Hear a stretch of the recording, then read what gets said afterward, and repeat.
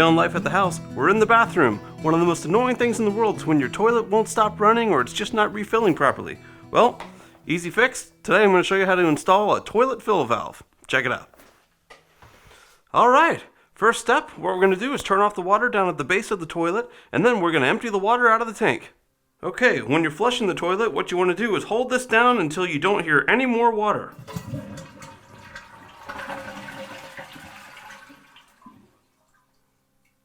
Alright, now that we've given it a good flush, what we're going to do is take off the lid, we're going to look down in there and make sure there's no extra water, then we're going to unplug that hose for the feeder water that goes into the fill valve now. Check it out.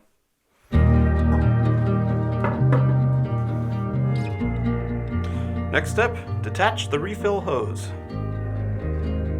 The next step is we're going to take a towel, we're going to put it down in there to soak up the rest of that water.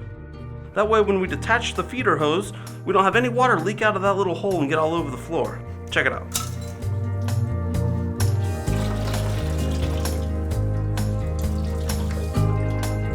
Okay, now we're going to loosen this hose here.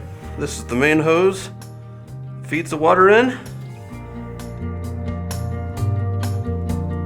Okay, so it was a little tight getting that first washer off, so I went ahead and grabbed a pair of channel locks. Now I'm not going to use them the whole time, just enough to get it loose. I'll do the rest by hand. Here we go.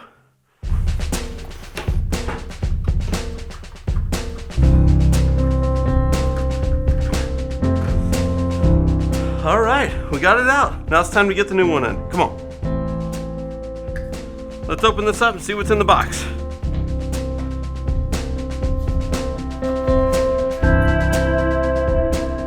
Alright, got the new fill valve here. First thing you're going to do is take this little plastic piece, put it up here, this kind of unlocks it. Now the idea here is you want to get this to be about the same exact length as the valve that you had in before. So you just give it a little pull. It's kind of tricky at first, but then you'll find it. Once you've got your length set, you put the little plastic piece back over, it locks it into place. When we put it into the toilet, we want this to be just about an inch or so above where the water's going to drain through. Alright, here we go. Alright, so now we're just going to put this back in the same way it came out. Here we go. Now that we got this thing nice and hand tight, just going to give it a little turn with the channel locks there just to make sure it's locked in. But I'm not going to go too far.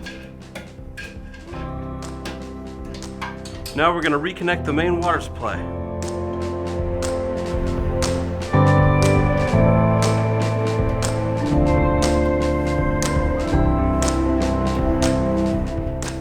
So here I've got the old hose that was going to be to the refill valve, and now I've got the new one. I'm just going to cut them to make them the same length so that I can make sure that it fits just right.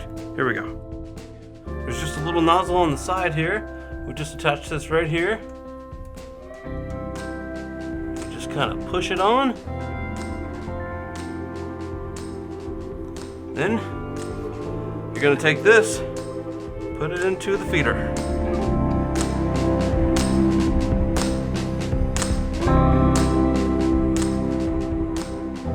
Turn that water back on.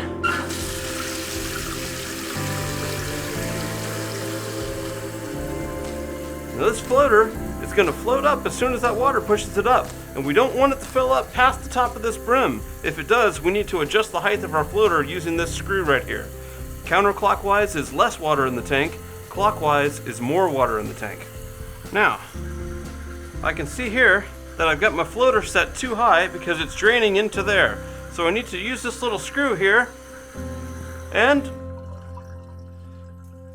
to bring down the tank water, I turn it counterclockwise.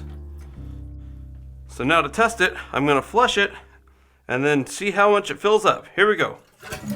Let's see how it does.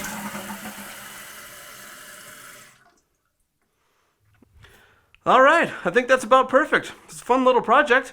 We're saving money, saving water, and we can rest easy. Now it's time to try it out. We'll see you next time. Life at the House.